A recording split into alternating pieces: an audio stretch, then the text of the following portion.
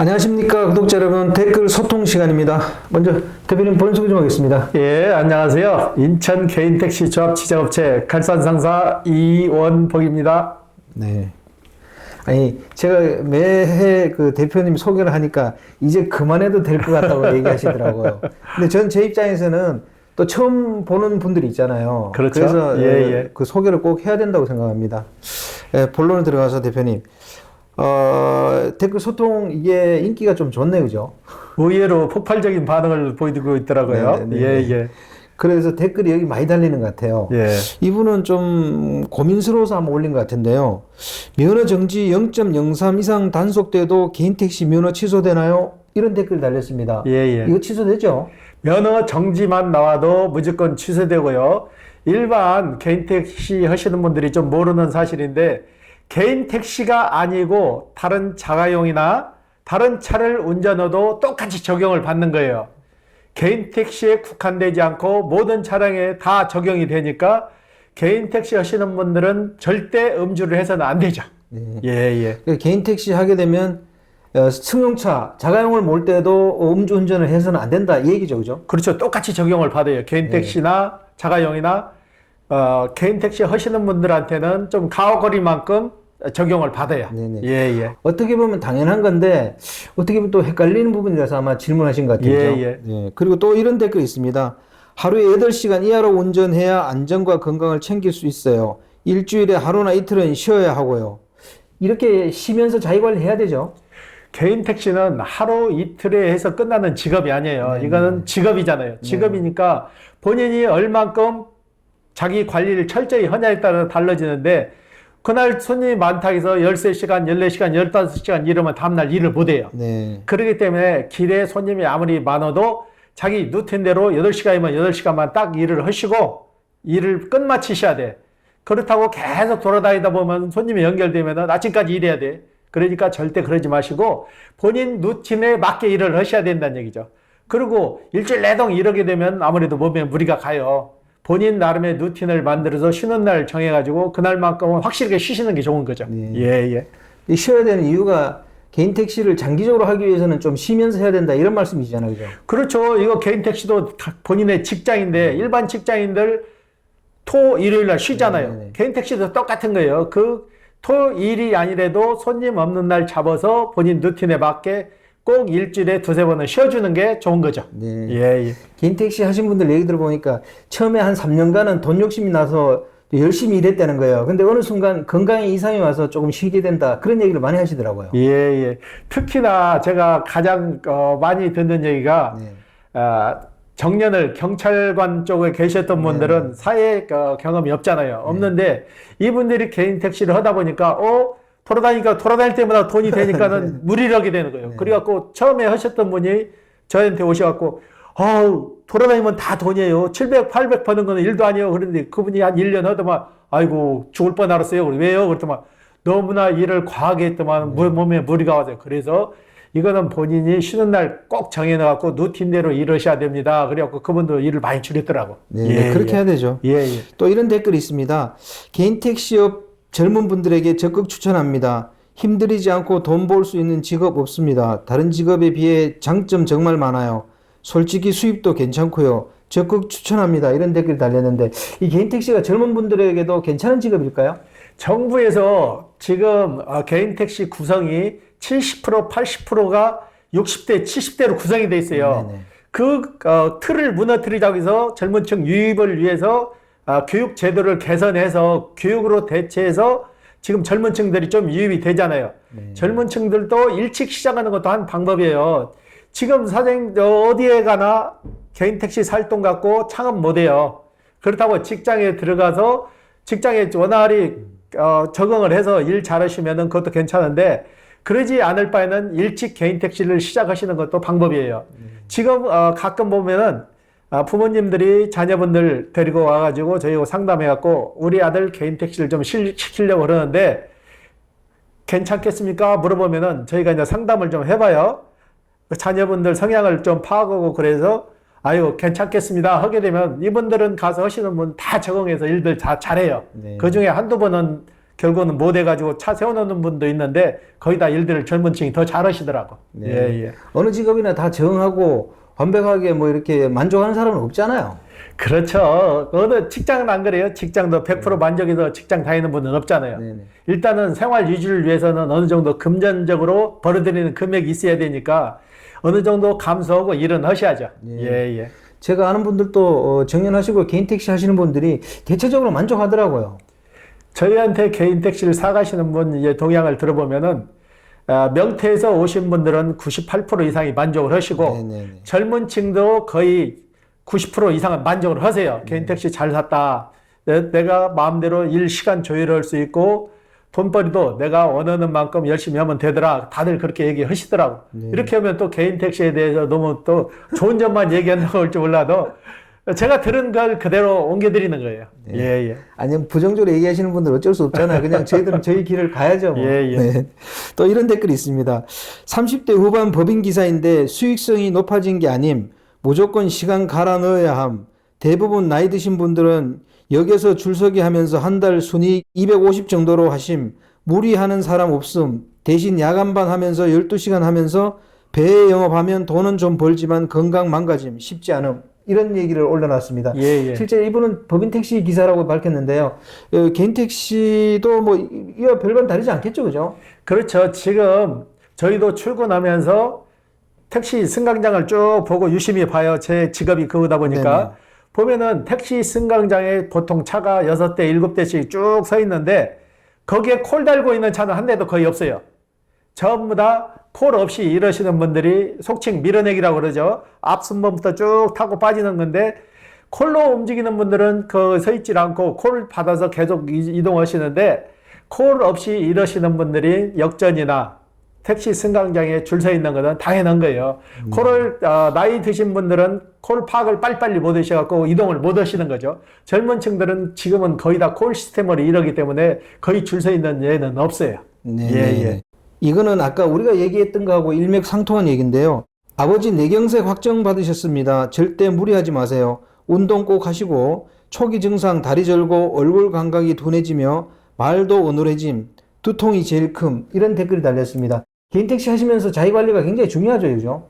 개인 택시 하시는 분은 전에는 부재가 있어가지고 한 달에 10일을 쉬었잖아요. 10일 쉬면은 산에도 가고 운동도 하고 서클 모임에도 나가고 했는데 지금 부재가 없어졌잖아요. 부재가 없어졌다고 해서 이걸 운동이나 이러는 시간을 대폭 늘려서는 안 된다는 얘기죠. 본인 루틴에 맞춰가지고 이러는 것도 좋지만은 내 건강이 허락해야 이게 직업이 되고 노후까지 일을 할 수 있는 거지. 젊은 층도 뇌경색으로 쓰러진 사례가 번번이 있어요. 너무나 과로하게 되면은 아무래도 건강도 해치고 이런 현상이 나타나는 거죠. 그래서 개인 택시 하시는 분들이 더 철두철미하게 본인 관리를 해야 돼요. 음주 많이 하시는 분들은 술도 좀 줄이시고 쉬는 날을 정해가지고 꼭 산에라도 좀 다니시고 그래야 되지 집에만 계시면 안 된다고. 예. 제가 아시는 분은 보니까 운동도 운동인데 식단 관리를 잘 하시더라고요. 그래서 기사식당 같은 데 가면 상추 같은 거 있잖아요. 그런 거 꼬박꼬박 이렇게 많이 드시고 될 수 있으면 육류를 피하시고 그런 식단 관리도 철저하게 하시더라고요. 개인 택시를 해서 아마 그런 것 같긴 한데 이런 것도 좀 필요하지 않을까요? 그렇죠. 아무래도 본인 관리는 본인이 해야 돼요. 누가 해주는 거 아니에요. 가급적이면 소화 잘 되고 부드러운 걸로 드시는 게 좋을 거예요. 식사를 또 과하게 해보시면은 졸리고 피로감이 더 빨리 와요. 그러니까 식사량도 조절을 하시고 간식적으로 해서 몇 번 같이 나눠서 드시는 것도 방법이죠. 네. 또 이런 댓글이 달렸습니다. 부정적 요소와 긍정적 요소를 다 고려하고 투자금 대비 수익률, 망할 가능성 등을 다 비교하면 개인 택시보다 더 나은 직종은 없다고 생각합니다. 이건 현실적이죠? 가장 지극히 현실적이죠. 지금 가장 시작할 때 불안해하는 요소가 내가 투자한 금액에 대한 손실금을 따지잖아요. 그리고 이거는 은퇴 시기를 내가 저울질해서 정할 수 있잖아요. 본인이 얼만큼 본인 관리만 잘하면 지속적으로 일을 하고 노년까지 일을 할 수 있다는 그 직업 자체에 만족하시는 거죠. 네, 대표님, 예, 예. 또 이런 댓글 달렸어요. 중국에서 하는 자율주행 택시는 사람들이 잘 안 타서 일반 택시 요금의 3분의 1로 운영하고 있습니다. 이것도 사회주의라 가능하겠죠? 이런 댓글 달렸습니다. 중국에서 지금 운행하는 자율주행 택시는 택시 개념이 아니에요. 네. 버스예요, 버스. 버스 개념으로 해서 주행을 하는데 거기는 큰 대로변만 가는 거예요. 목적지를 정해놓고 정류장이 있어가지고 정류장에서 손님을 태우는 형식이에요. 네네. 그건 자율주행 택시가 아니고 버스 형태로 큰 길만 운행하는 거예요. 그렇기 때문에 가능한 거고 사회주의 국가니까 가능한 거지 민주국가에서는 이게 가능치 않는 얘기예요. 택시가 어떻게 자율주행 택시가 큰 길만 왔다 갔다 하냐고요. 골목도 들어가고 어린이 보호구역도 지나고 여러 가지 악조건 도로도 들어가는데 중국에서 주행하는 것은 택시 개념이 아니고 버스 개념으로 지정된 노선만 왔다 갔다 하는 거예요. 네. 예, 예. 저는 이 자율주행차 얘기가 나오면 그렇습니다. 뭐 이 지하철이나 기차, 버스가 자율주행 되고 난 다음에 그 다음에 택시 쪽으로 와도 된다고 생각하거든요. 그러니까 앞으로 이런 거 걱정 안 해도 될 거라고 저는 생각하고 있어요. 전에 그 댓글로 저희하고 몇 번 설전을 벌인 분이 있는데 네네. 이분 같은 건 그래요. 제조사에서 수조 원을 들여서 자율주행 택시를 개발하는데 그걸 왜 기사들한테 주냐? 근데 그건 기사들한테 주는 거 아니에요. 지금 택시도 그렇잖아요. 제조사에서 개발을 해서 기사들한테 파는 거지 그냥 주나요? 네네. 자율주행 택시가 나와도 개발을 해서 일반 개인 택시나 법인 택시에서 파는 거지 그분들한테 그냥 주는 게 아니라고요. 그리고 내가 누누이 얘기하지만 자율주행 택시가 나와도 거기에 대한 사업권은 개인 택시나 법인 택시 쪽에 가지고 있는 거지 자율주행 택시 나왔다고 해서 국가에서 운영은 못 하는 거예요. 그러면 기존에 있는 택시업자는 다 죽어야 되죠. 네네네. 네, 또 이런 댓글이 있습니다. 대표님, 개인 택시는 돈 많이 버는 직업이 아닙니다. 건강도 챙기고 오래 하려면 하루 8시간 정도가 적당한데 이렇게 운행하면 수입이 낮습니다. 택시 유튜버들 방송 보고 무작정 개인 택시 하려고 하시는 사장님들 생각 많이 하시고 진입하셔요. 이거는 사실 좀 맞는 얘기 같습니다. 그죠? 본인이 체험한 그 말을 그대로 해서 네네. 옮겨놓은 건데 네네. 이분 같은 경우는 100% 맞는 얘기예요. 네네. 너무나 돈에 쫓기다 보니까 지금 개인 택시를 사려고 사가지고 운영하시려는 분들이 자기 자본 100% 해서 시작하신 분들은 거의 없어요. 거의 없고 은행 융자 내고 있는 돈 없는 돈 빌려서 시작하다 보니까 거기에 쫓기다 보니까 이러는 시간이 많다 보니까 건강도 해치고 그러는데 그래서 제가 눈에 여잖아요. 일정 금액이 되는 분들이 개인 택시를 해야 무리하지 않고 운전을 하는데 빚을 많이 내서 개인 택시 하신 분들은 무리할 수밖에 없는 거예요. 근데 저희한테 개인 택시를 사실은 추석에 저희 유튜브 찍을 때 한번 찾아오신 분 있잖아요. 네네네. 그분 같은 경우는 그러잖아요. 6개월 됐는데 대출을 5천만 원 받아서 시작했는데 벌써 3천만 원을 갚았다고 그러잖아요. 이게 그런 분도 있는 반면에 일을 많이 못 하시는 분도 있으니까 이거는 직업이다 보니까 한꺼번에 너무 뭐 과하게 일을 하지 마시고 자기 페이스에 맞춰서 일을 하셔야 돼요. 당장은 빚이 있으니까 그 빚 갚으려고 과하게 일을 하시는데 제한을 해야 되죠. 본인 루틴에 맞게 일해야 돼요. 예, 네. 예. 저희들도 사실 개인 택시 장점이 많다고 얘기하지만 저도 개인적으로 이렇게 물어보면 항상 장단점을 비교해보고 그리고 신중하게 결정하라고 얘기하거든요. 그렇죠. 본인 기준을 가지고 하셔야지. 개인 택시는 좋은 점도 있지만 나쁜 점도 많아요. 네네. 개인 택시 나쁜 점은 그렇잖아요. 손님을 모시고 가는데 그 손님이 정상적인 손님도 있고 그렇지 못한 손님도 있고 내 건강이 어느 정도 돼야 타는 손님들한테 면역력이 생겨서 저항이 되는 거지 내 건강이 나쁘면은 손님한테 건강이 나쁜 걸 전염시킬 수도 있고 손님한테 나쁜 걸 내가 받을 수도 있는 거예요. 밀폐된 공간에서 이러다 보니까 장단점이 있는 거예요. 예, 네네네. 그리고 대표님, 이 댓글도 달렸습니다. 이거 계속 좀 얘기해 달라고 하시는 분들이 꽤 많은데요. 건의, 5년 양도 폐지 꾸준히 방송해 주시고 지방 면허 가격이 싼 지역 거주지 조건 완화한 곳도 방송해 주시면 고맙겠습니다. 협동조합하는 것보다는 나을 듯해요. 이런 댓글이 달렸습니다. 이거 좀 폐지돼야 되는 거 아닌가요? 폐지는 안 되더라도 연도수를 줄여야죠. 그렇죠, 그렇죠. 쉽게 말해서 지금 5년이라는 기간은 너무 긴 거예요. 네네.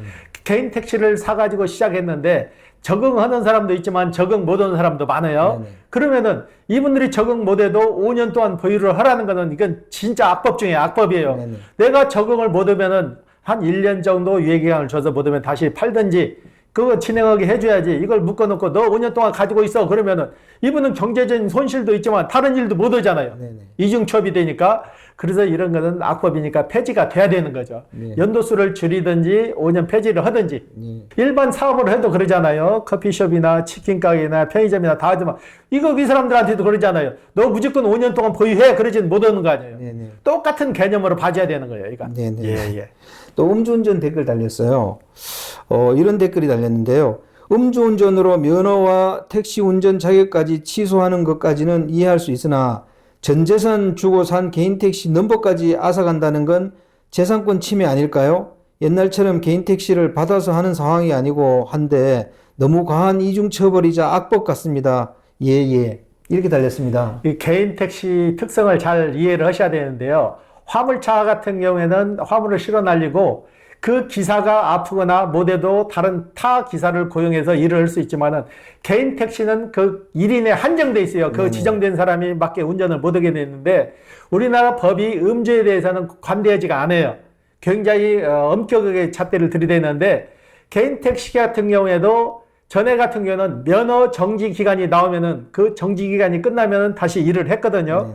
근데 지금은 정지가 나와도 취소가 되잖아요. 그거는 좀 너무나 과한 이중처벌이 되는 거예요. 저도 똑같은 얘기를 했어요. 이거는 너무 과하지 않냐.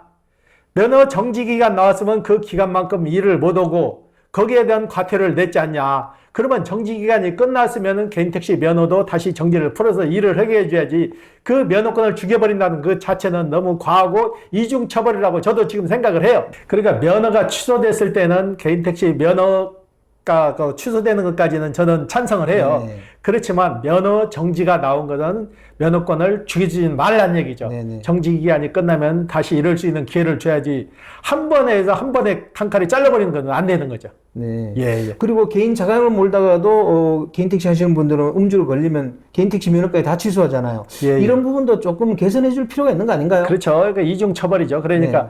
개인 택시는 개인 택시에 국한을 시켜야지 자가용 운전했다가 음주로 해서 면허 정지가 나온다고 해서 개인 택시 면허까지 죽인다는 것은 그건 모순된 거죠. 어떤 의미에 따르면 업종이 다르잖아요. 네. 개인 택시하고 자가용인데. 네네. 예. 네, 대표님. 이 댓글에 아까 예에 달아놨잖아요. 예. 이거 대표님 얘기하시는 거 이렇게 좀 흉내낸다고 한 것 같은데요. 제가 이 영업을 하기 전에도 네네. 영업을 오래 했어요. 네네. 다른 영업을 하다 보니까 그게 몸에 뱄나 봐요. 네네. 몸에 배서 한 번에서 예 끝나는 것보다 예 하면은 네네. 더 여운이 좀 길어지는 것 같더라고. 네네. 그래서 이 멘트를 사용하게 되는데 우리 고객분들이 원하지 않으면 줄여야죠. 근데 뭐 줄인다고 될 게 아니니까요. 네. 그러니까 영업하시는 분들이 보면 예를 많이 하시더라고요. 예. 네. 오늘 인터뷰 감사드립니다. 예. 네, 구독자 여러분, 오늘 댓글 소통 시간 여기서 마치겠습니다. 뭐 여러 가지 얘기가 있는데 개인 택시 5년 양도 금지 폐지라든지 음주운전 이중처벌 이런 거는 생각해 볼 필요가 있는 부분인 것 같습니다. 물론 뭐 그게 법적으로 해결돼야 또 되는 문제는 또 별건으로 생각해야 되지만요. 앞으로 이런저런 얘기를 댓글 소통 시간에서 이렇게 구독자 여러분들하고 많은 얘기를 나눠보도록 하겠습니다. 자, 구독자 여러분, 다음 시간에 만나 뵙겠습니다. 안녕히 계십시오. 호호 아디였습니다.